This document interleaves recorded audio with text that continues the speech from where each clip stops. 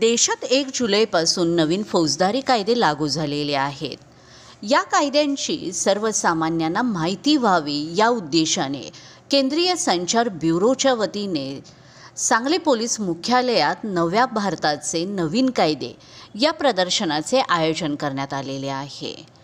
कोल्हापूर परिक्षेत्राचे विशेष पोलीस महानिरीक्षक सुनील फुलारी यांच्या हस्ते या प्रदर्शनाचे उद्घाटन करण्यात आले.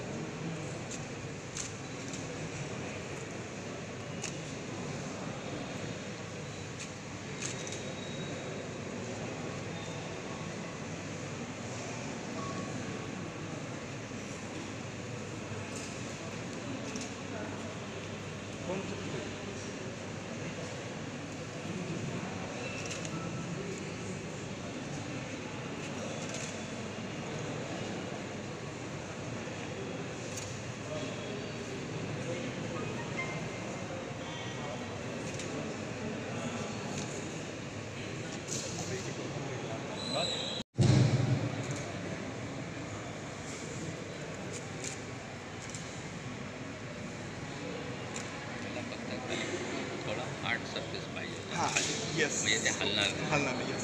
टीचरना हलते ते. सर मी 2 वर्ष posting I requested because of old फोक्स. IASचे तुमच्या इथे असिस्टंट डायरेक्टर होते सह्याद्री आणि आकाशवाणीला. अच्छा. ते जळगावचे का नाशिकचे आहेत? जय काय पुण्यात पुण्यात मराठी नाव आहे. हां, गावकर समथिंग लाईक दॅट. मी गेलो होतो ना, सह्याद्रीवर इंटरव्ह्यू झाला होता माझा राईट. मागच्या वर्षी. जवळपास चांगला 40-50 मिनिटाचा होता. तेव्हा मी आमच्या कार्यालयाच्या वतीनं प्रकाशित पुस्तकं सरांचा आणि SSNचा सत्कार करेन.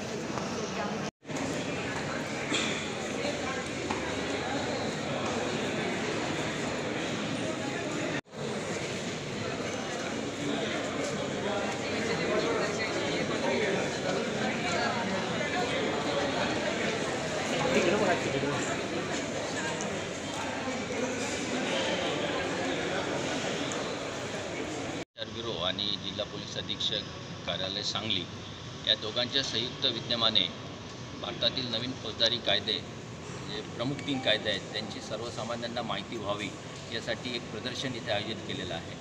या प्रदर्शनाचा कालावधी 2 दिवसाचा आहे.